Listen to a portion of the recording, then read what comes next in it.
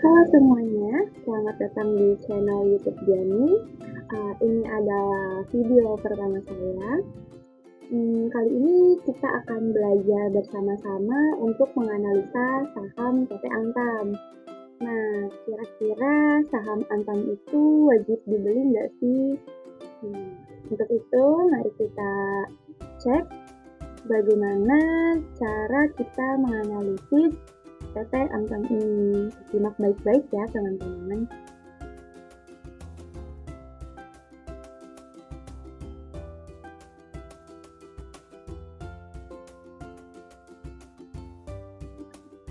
Oke, sebelum kita menganalisis PT Antam lebih jauh, kita pertama-tama kita harus kenali dulu nih, PT Antam itu perusahaan apa sih sebenarnya? Karena sebelum kita membeli suatu saham, ada baiknya tuh kita harus kenali dulu bisnisnya itu seperti apa. Karena kalau misalnya kita beli saham, sama aja kita membeli bisnisnya. Nah, jadi PT Aneka Tambang itu merupakan salah satu BUMN holding industri pertambangan yang merupakan perusahaan pertambangan yang terdiversifikasi dan terintegrasi secara vertikal dan berorientasi ekspor. Lalu di sini itu bisa dilihat ada komoditas-komoditas utama dari PT Antam.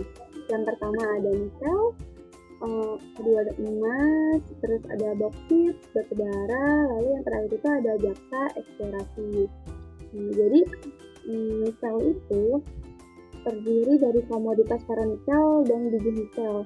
Nah, produk biji nikel Antam itu terbagi atas biji nikel saprolit dan limonit. Lalu ada ferronikel yang merupakan salah satu produk utama Antam, diproduksi melalui pengolahan biji nikel kadar tinggi atau saprolit melalui proses pirometalurgi. Yang kedua ada emas. Nah, emas ini tuh penambangannya dilakukan Antam di dua tambang, yaitu di Pongkor, Jawa Barat dan Cibaliung, Banten, di mana kedua tambang ini adalah merupakan tambang emas bawah tanah. Lalu yang ketiga ada boksit, itu merupakan sumber utama produksi biji aluminium. Jadi perlu kita ketahui juga, Antam itu berencana untuk menambah nilai cadangan bauksit-nya melalui pengembangan proyek alumina. Nah, yang keempat itu ada batu bara. Nah, PT Antam melalui salah satu entitas anaknya yaitu PT Indonesia Coal Resource memproduksi komoditas batu bara melalui tambang batu bara Sarawangun yang berlokasi di Provinsi Jambi. Nah, yang terakhir ini ada jasa eksplorasi. Nah, jadi ada satu unit namanya unit Biomin, itu merupakan salah satu dari 5 unit operasi PT Antam. Nah, unit ini atau unit Biomin ini tuh memiliki tugas utama mengelola dan mengembangkan kegiatan eksplorasi, lalu pencarian cadangan dan sumber daya mineral baru. Nah, ini jasa ini penting sih ya, jadi biar perusahaan Antam tuh jalan terus nih cari-cari eksplorasi untuk cadangan emas dan sumber daya mineral barunya. Jadi tuh kelima komoditas ini merupakan sumber pendapatan dari PT Antam ya teman-teman. Oke, baik, kita next selanjutnya. Oke, baik teman-teman, bisa dilihat di sini itu ada jajaran Dewan Komisaris dan Direksi PT Antam per 31 Maret 2022 ya. Nah, bisa dilihat nih Dewan Komisarisnya siapa, direksinya siapa. Perlu diketahui juga, ini sebagai informasi tambahan aja ya, jadi pada tanggal 2 Mei itu 2 Mei 2022 itu tuh anggota Dewan Komisaris Antam yaitu Bapak Gumilar Rusliwa Samantri dan Bapak Anang Sri Kuswardono. Beliau ini telah menyelesaikan masa jabatan periode pertamanya. Jadi sesuai dengan pemenuhan peraturan Otoritas Jasa Keuangan nomor 33 POJK 04 2014, tentang direksi dan dewan komisaris emiten atau perusahaan publik serta anggaran dasar perusahaan. Jadi beliau ini telah menyelesaikan masa jabatannya. Lalu di sini ada kepemilikan saham. Nah, informasi kepemilikan saham ini bisa dilihat ya teman-teman. Jadi kepemilikan saham dari PT Antam ini sebesar 65% dimiliki oleh PT Indonesia Asahan Aluminium dan sisanya sebesar 35% dimiliki oleh publik atau masyarakat. Oke teman-teman, selanjutnya ini kita akan membahas mengenai pendapatan dari PT Antam. Nah, pada tahun 2021 ini, Antam mencapai kinerja positif untuk produksi dan penjualan komoditasnya. Bisa dilihat berikut ini, volume produksi dan penjualan produk ferronikel Antam pada tahun 2021 itu mencapai masing-masing sebesar 25.818 ton nikel dalam ferronikel TNI dan 25.992 TNI. Untuk komoditas biji nikelnya, pada tahun 2021 volume produksinya mencapai 11,01 juta wet metric ton dan tumbuh sebesar 131% year on year. Dari tingkat produksi 2020 sebesar 4,76 juta WMT. Capaian penjualan biji nikel Antam pada tahun 2021 mencapai 7,64 juta WMT dan tumbuh sebesar 132% year on year dari capaian penjualan 2020 sebesar 3,30 juta WMT.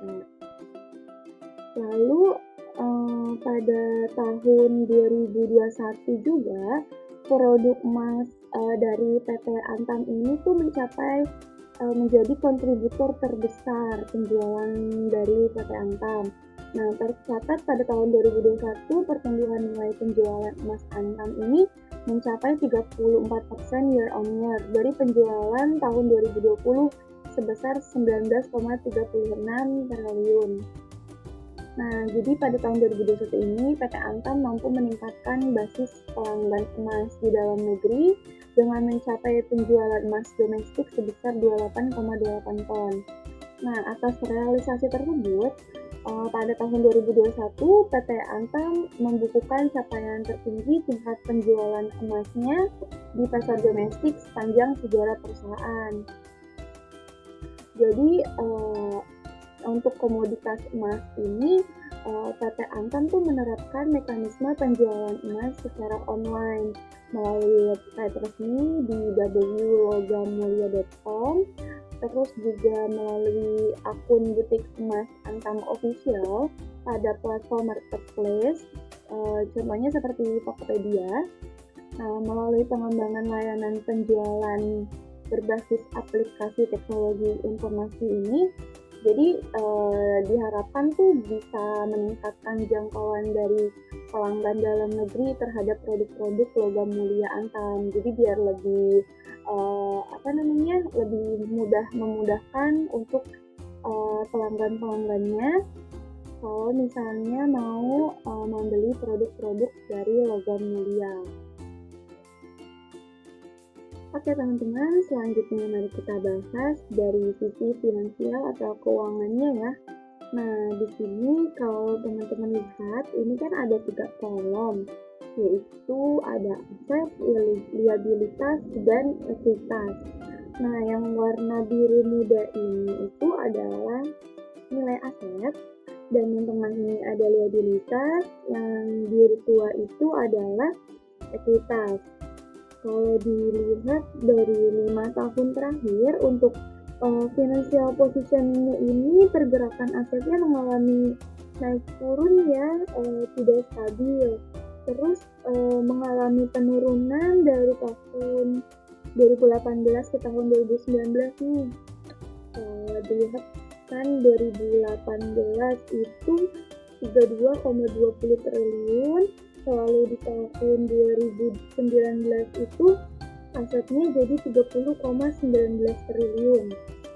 Nah, namun di tahun 2021 hingga dari tahun 2019 hingga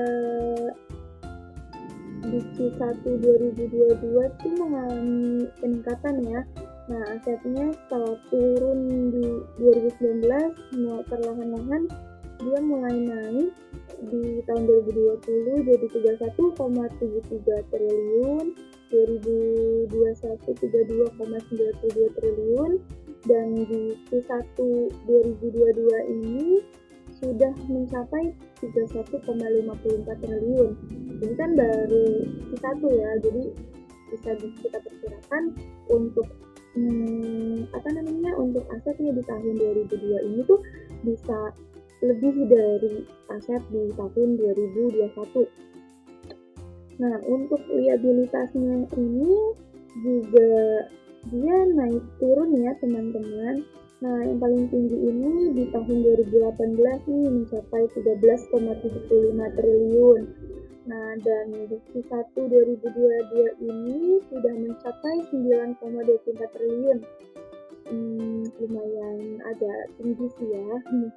Dan kalau misalnya dilihat dari aktivitasnya sekarang dia juga perlahan-lahan ini setiap tahun naik terus ya teman-teman, dimulai dari 2017 18,49 triliun terus hingga ke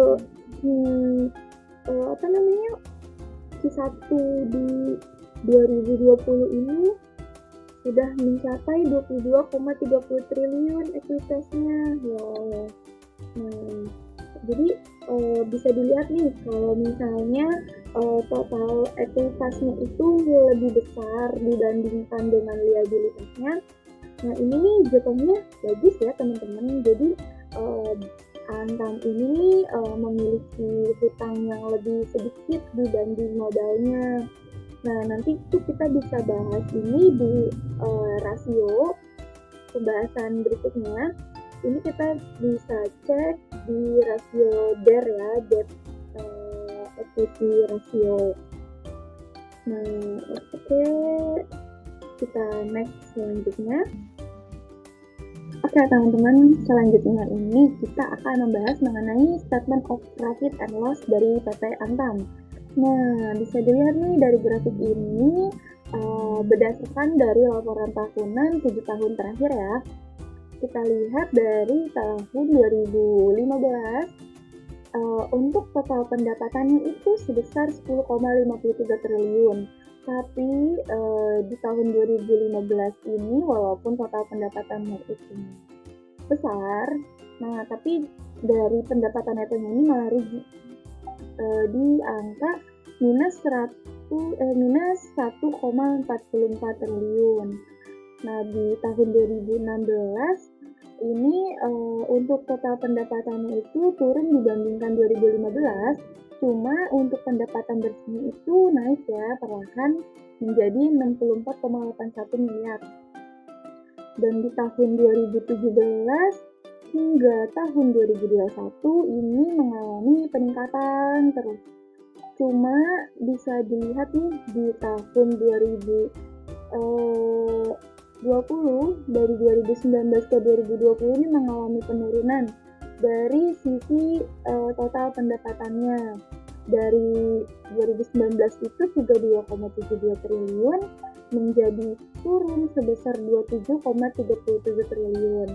Namun menariknya di sini adalah pendapatan netonya di 2019 ini kan 193,85 miliar. Nah, cuma tuh naik di tahun 2020 jadi 1,15 triliun. Nah, jadi pendapatan bersihnya itu tuh naiknya sebesar 492,9%. Nah, sedangkan untuk penurunan dari total pendapatannya ini tuh 16,34%.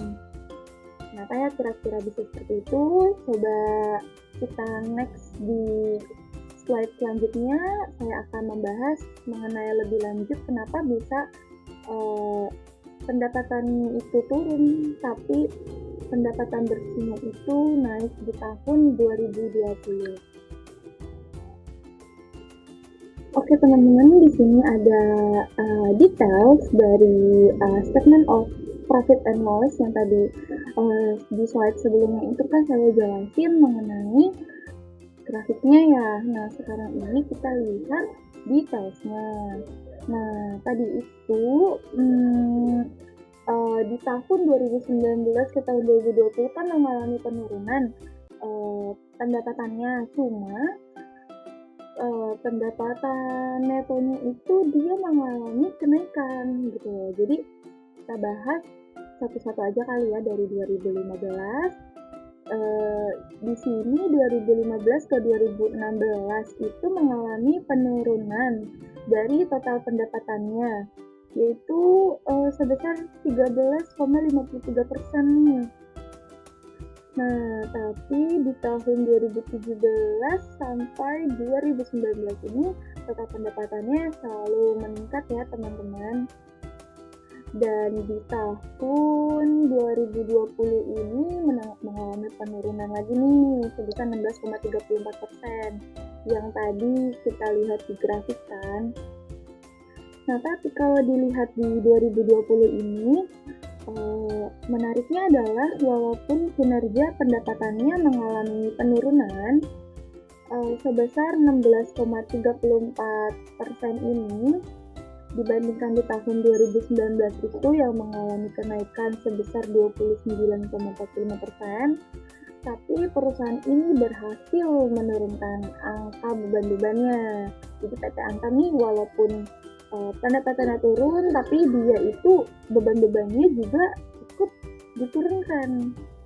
Bisa dilihat nih dari harga pokok penjualannya itu yang sebelumnya di tahun 2019 itu kan 28,05 triliun ya. Nah, di tahun 2020 ini dia berkurang nih 22,69 triliun.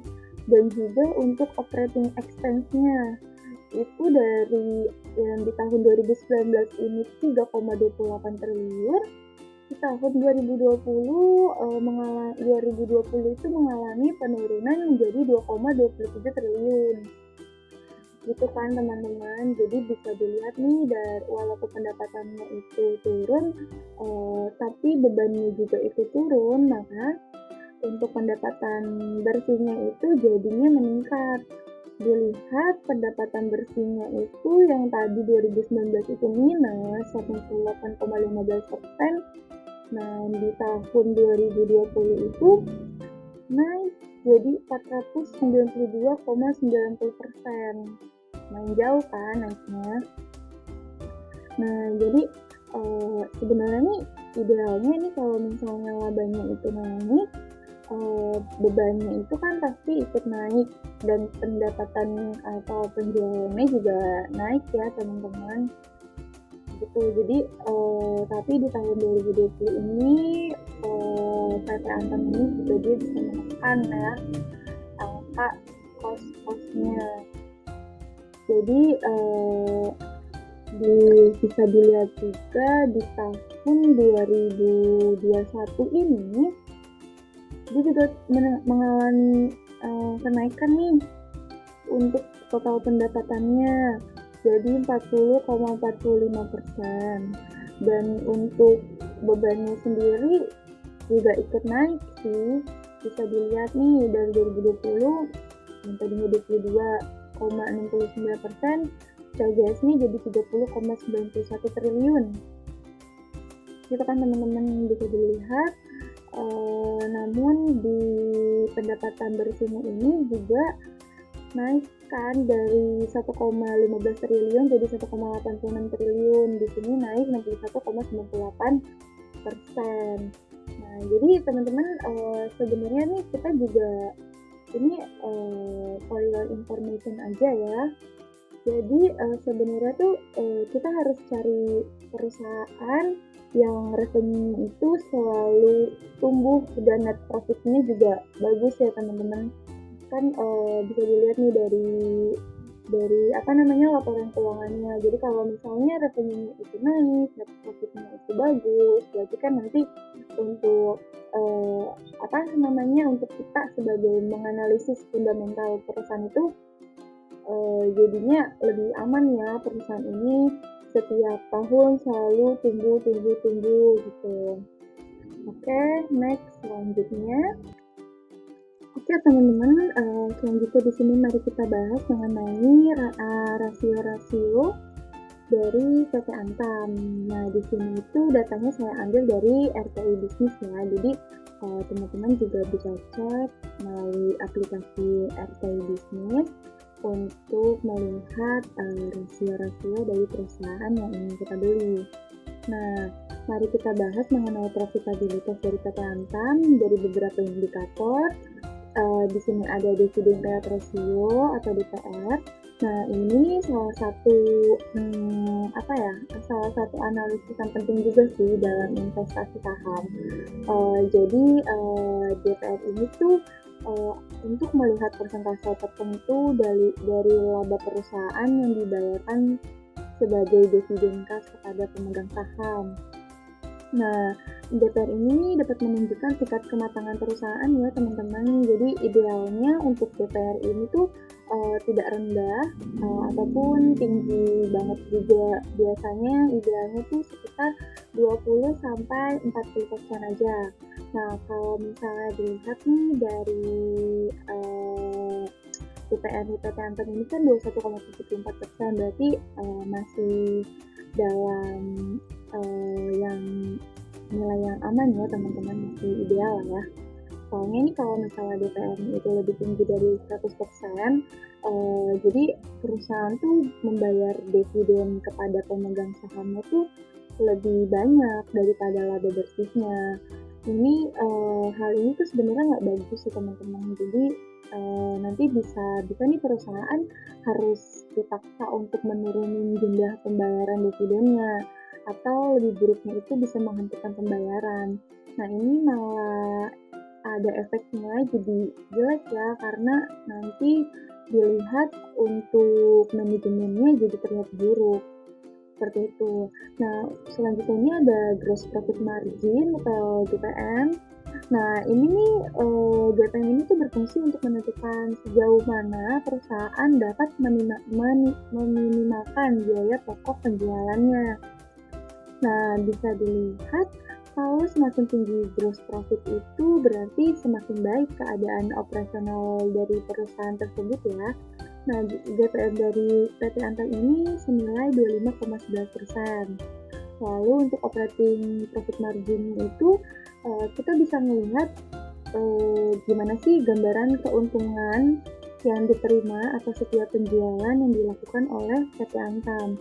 Jadi kalau misalnya OPM-nya ini setiap tahunnya naik, berarti PT Antam itu dapat memaksimalkan aset untuk bisnisnya. Lalu untuk net profit margin, ini tuh persentase laba yang dihasilkan perusahaan dari pendapatannya. Nah, NPM dari PT Antam ini senilai 15,03%. Jadi, persentase laba yang dihasilkan itu sebesar 15,03%. Dan untuk ROE-nya sebesar 26,28% dan ROA-nya 18,6%. Jadi semakin tinggi ROE dan ROA itu semakin bagus. Lalu bisa dilihat untuk valuasinya. Jadi untuk dividen yield itu perusahaan tuh bisa dikatakan memiliki dividen yield yang tinggi itu di atas 5%. Jadi kalau misalnya di atas 5% tuh biasanya investor udah senang banget ya kalau dividennya segitu. Cuma untuk PT Antam ini dividen yieldnya 0,67% nih.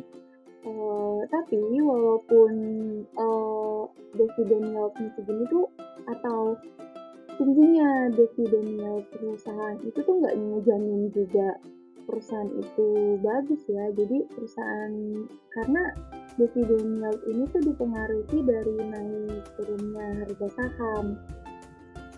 Nah, untuk selanjutnya ini ada PER, price earning ratio. Nah, normalnya itu 10-15 kali. Nah, untuk fair dari PT Antam ini kan senilai 10,21 kali ya. Ini bisa dianggap masih batas normal. Dan untuk PBV-nya atau price book value ratio-nya itu PT Antam sebesar 2,68% dan normalnya ini adalah 1-2 kali. Jadi masih bisa dibilang untuk PBV Antam ini masih normal. Lalu untuk earnings-nya kita lihat di sini earnings per share. Jadi nilai EPS-nya dari PT Antam itu sebesar 244. Nah, jadi nilai EPS ini kalau misalnya nilainya tinggi, kita bisa lihat nih perusahaan akan memiliki prospek dan keuntungan lebih besar dibanding harga saham ke depannya. Seperti itu, teman-teman. Oke, kita lanjut ke slide berikutnya ya. Oke, bisa dilihat di sini itu ada pergerakan harga saham dari PT Antam selama 5 tahun terakhir ya, teman-teman. Nah, bisa dilihat nih untuk pergerakannya itu memiliki kenaikan yang cukup drastis di tahun 2020 hingga awal tahun 2021. Untuk harga tertinggi dari PT Antam ini itu di tanggal 15 Januari 2021 nih teman-teman, yaitu seharga 3.120. Lalu untuk harga terendahnya itu PT Antam pernah di angka 374. Itu di tanggal 20 Maret 2020. Nah, tapi jika dilihat nih kalau dari tahun 2020 ke belakang itu kan pergerakannya kan naiknya nggak terlalu drastis ya. Nah, di tahun 2021 hingga sekarang ini sudah cukup bagus ya teman-teman. Jadi pas tahun 2018 ini itu naik turun masih di angka 700 hingga 1000, lalu di tahun 2021 ini dia mengalami kenaikan dari 3000 walaupun turun juga ke angka, pernah juga turun di angka 1750, namun akhirnya bisa hingga sekarang di angka 2490. Nah, sebenarnya ini dengan market cap-nya si PT Antam yang besar, lalu juga sahamnya yang liquid, PT Antam ini tuh termasuk dalam beberapa indeks pilihan sih teman-teman. Dan juga perlu kita ketahui nih, ini yang paling penting sih buat para investor ya. Antam tuh sering banget, dia tuh termasuk emiten yang sering banget ngebagiin dividen. Jadi dia tuh selalu ngebagiin rutin dividennya kepada pemegang saham selama 4 tahun terakhir. Oke, jadi ya cukup ini sih ya, cukup bisa dibilang bagus ya teman-teman buat para pemegang sahamnya. Tapi kalau misalnya untuk kita beli saham Antam di sekarang ini sih kayaknya bisa ditahan dulu ya teman-teman, karena kalau misalnya dilihat nih dari dari harga sahamnya yang sekarang, terus juga valuasinya itu kan juga masih lumayan tinggi ya. Jadi kayaknya kita bisa nunggu untuk harga sahamnya turun dulu baru kita bisa beli sahamnya PT Antam ini sih teman-teman. Oke teman-teman, jadi kesimpulan dari pembahasan yang kita bahas tadi, di sini tuh dapat dikatakan bahwa PT Antam ini tuh memiliki fundamental yang sehat dan cukup baik. Bisa dilihat dari harga sahamnya yang terus meningkat, aset dan profitabilitasnya secara umum. Nah, jadi sebenarnya nih perusahaan Antam ini tuh mampu bertahan hingga 10-15 tahun ke depannya, dan dilihat juga dari BCG-nya baik karena sudah memiliki saham mayoritas. Lalu juga untuk revenue-nya itu juga bagus nih teman-teman, karena setiap tahunnya itu mengalami peningkatan terus. Lalu jadi kita bisa bahas untuk prospek kedepannya dari PT Antam ini ya. Nah, kalau teman-teman lihat di sini, saya lihat di Detik Finance, berita tanggal 24 Mei 2022, ini PT Antam blak-blakan dilirik Tesla buat garap industri baterai listrik.